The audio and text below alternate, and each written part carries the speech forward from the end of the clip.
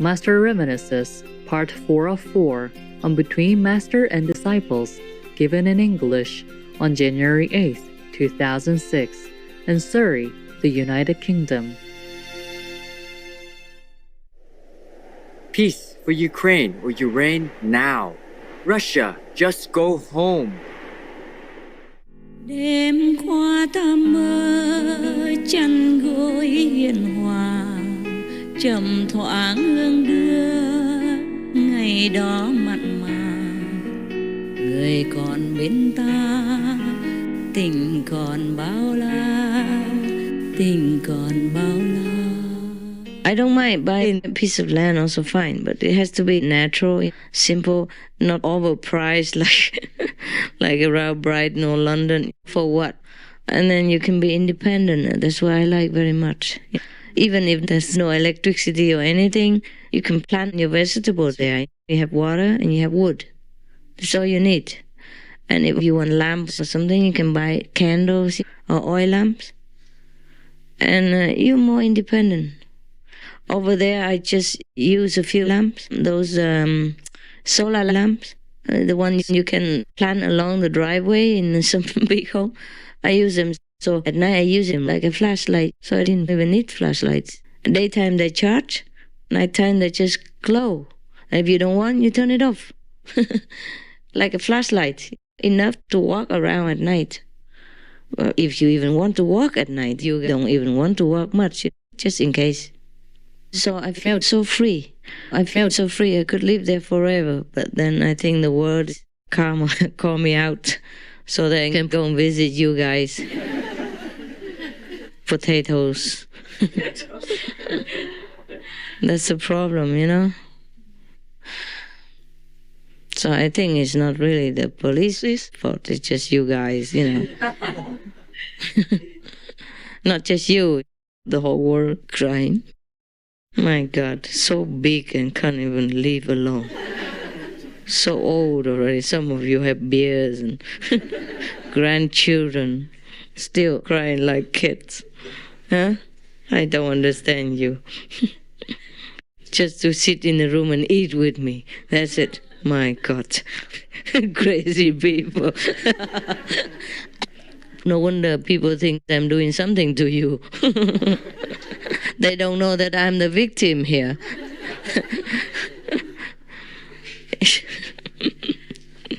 You know what I mean? Yeah. Like I'm bound. Yeah. When I was in that cave, actually I was really thinking, not a theme park, but I was thinking of you guys. I thought, wow, if some people would like to live this kind of life, this cave can house a lot of people.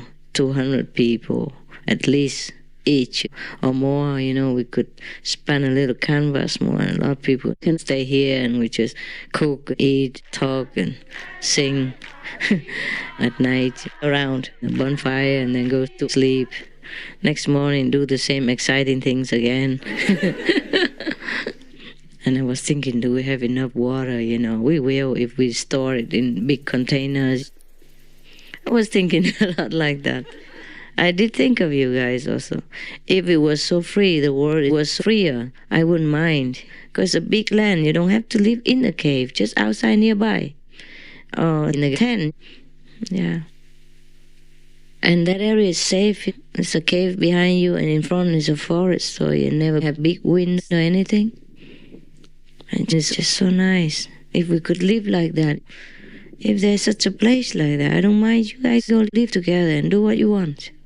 Yeah, each one has a tent. You can eat together or not eat together, you know. You can eat or not eat. Sleep or not sleep. Yeah. That would be nice, huh? Go out and collect wood, yeah? And rub it together, make fire. You know, at least you would have matches or a lighter. Easy. Do what you want, huh? Sometimes we eat together, sometimes you cook alone, whatever, huh? Or each one cook a little bit and bring it together there and share. Or just whatever, yeah, whatever. If you have a big forest like that, huh? You can collect wood and live forever, right? Yes. Wouldn't that be nice, huh? Yes. All we need is just the tent, we hang it on the tree, that tent that I designed for all purposes, yeah. to keep things warm and dry, eh? And then it'll be okay. Even at 0 degrees, we could live like that, right? Or not?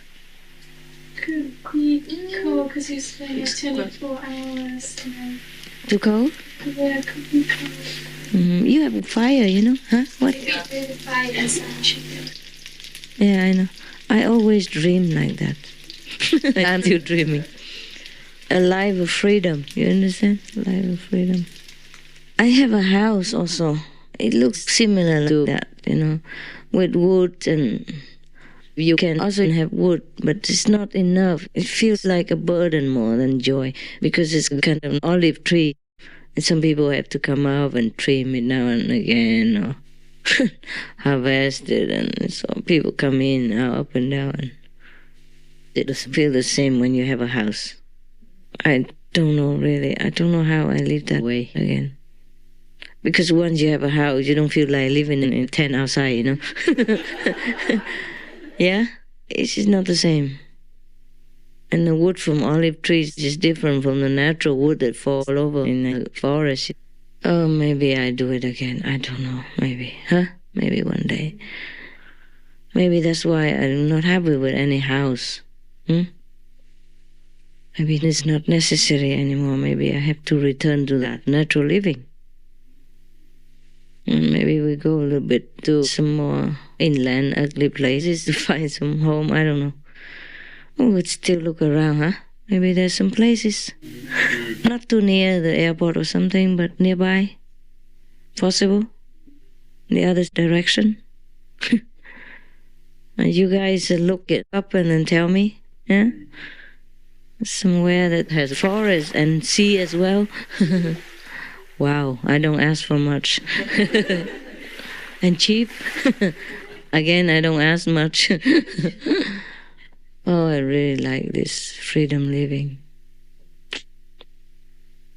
In Florida, you almost can live like that because you have wood all over the center. But if too many people, I don't know if it's enough or not, you have to have really, really like a big forest, eh? Natural, eh? So you can harvest wood all the time. It's not a question about money, so I could afford it. Really, I could afford it. I could afford a house and live in it, but I just feel bored everywhere. I live in the first class, the most luxurious hotel, with everything at my fingertips, and I still felt bored.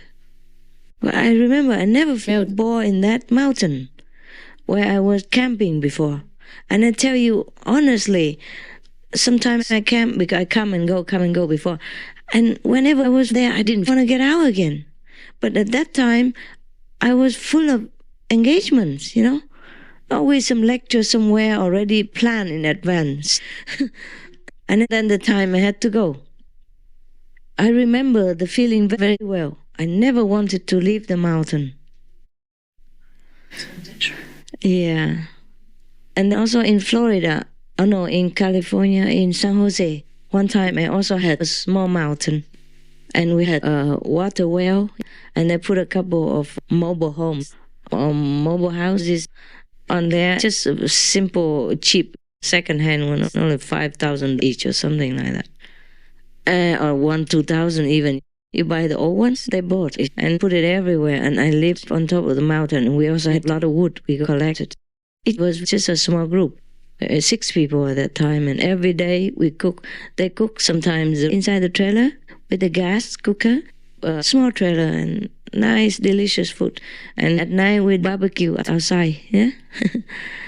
With the wood from the forest. Yeah, you could cook with wood also, but it wasn't necessary, so I did feel also very free. And I never wanted to go down that mountain, never. And then I had to go out. There was a fashion show. At one time I lived up there for 2 months. I never set foot down outside of the mountain. 2 months long. And I never wanted to go. But I went out because of some promised engagement in advance. And I never went back ever since. And we sold it because nobody goes up there. no use. But there was a big mountain forest. And one time the neighbor complained that the government said you can't go up there, you have to build a road, this and that. And I refused because I didn't want to cut more trees. That's the only mountain that still has trees. All around are naked mountains. That's why they didn't have water, and they complained why. No rain, nothing to attract rain. And that was a good time too, because I felt abundance. We have water on the well, at least on the well, and we had the forest full of wood. And there were some patches of forest full of flowers. Oh, there were some small iris flowers and orchid flowers, those earth orchids, and some small flowers about thumb size, but all kinds of colors. Pink, purple, blue. Oh, so beautiful. The whole patch was like that. It was like paradise, and it's hidden from view. Not like if anybody goes in the mountains, they can see it right away. That was just some corner of it. And it was where my camp was, where my caravan was. And it wasn't there before.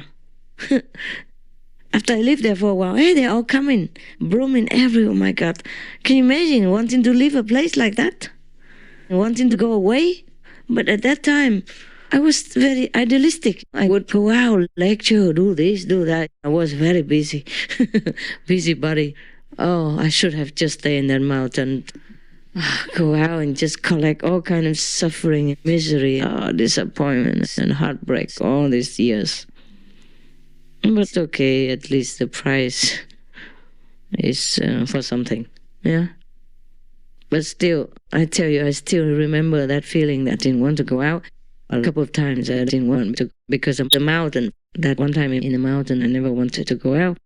And the mountain in San Jose, I didn't want to go out. And the cave, I didn't want to go out. Yeah, so that kind of life, maybe I like that. But I also remember whenever I didn't want to go out, it was because I was alone. Or mostly alone, or just a small group, like 2-3 attendants. It was not like a big group or big responsibility. Then it sometimes breeds conflicts again. You understand me? Personality problems. And if we feel like a burden at work. When I was with the other 400 monks, it was different. Monks and nuns, yeah. I was younger, We were all new and it was less problem then. 1 or 2 incidents, but less problem.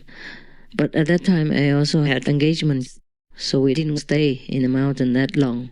And then we had to go out again to work. But when I was alone, during the period that I was free, I stayed there for maybe a month or 2 months, and I didn't want to go out. But because of engagements, I had to go out again. And then one thing led to another, and I never had a chance to go back.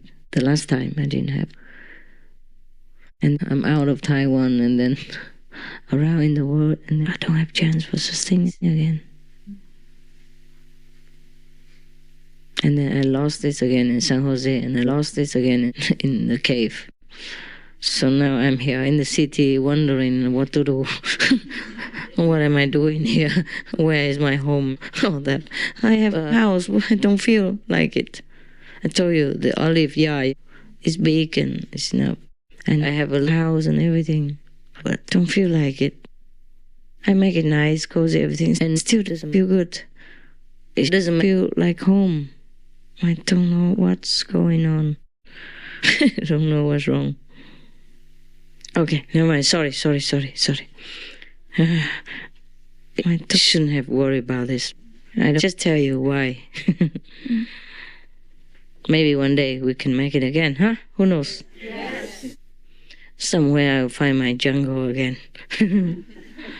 But it has to be in some free country and people don't bother you. Police don't suspect and don't come and keep questioning you. Because if you live alone and they keep coming again and again with guns and all that serious look, it's very unappetizing. You don't know if you can trust them, if they come back again and when.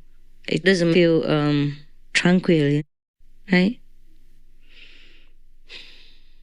And police, many of them are good, but not all, yeah? I watch too many movies, American police, and sometimes it's kind of a little bit uneasy, huh? Yeah. And also the society, they don't understand you. It's just that. Oh, never mind. One day we make it, huh? One day, maybe. Maybe. I'm so old already and still dreaming like a teenager. What, love? It's good. It's good? Yeah. Good to dream? Sitting here and disturbing your sleep like that. It's fun. Go ahead, snoring. You don't have to go now, Cocky? Yeah. Okay. Okay. Have a safe journey, eh? Yeah. Cheers. I have to get my gear first. Yeah, go. Don't forget anything, huh? No, thank you for Thank you too. Okay, I better go also, huh? So we stop talking and I see you maybe sometimes. If you have to go, go with God and safe. Be safe. I love you very much. Love you very much. Can I help you? No, it's alright. It's not much. Take good care. Yeah, you too, guys. Thank you. Thank you.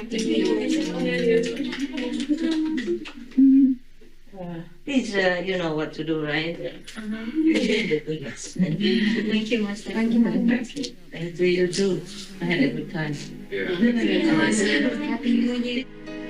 Đêm qua ta mơ theo cánh nhạn hồng, lạ lướt mây xanh thanh thang trời lộng, một đời thong dong, một đời thong dong.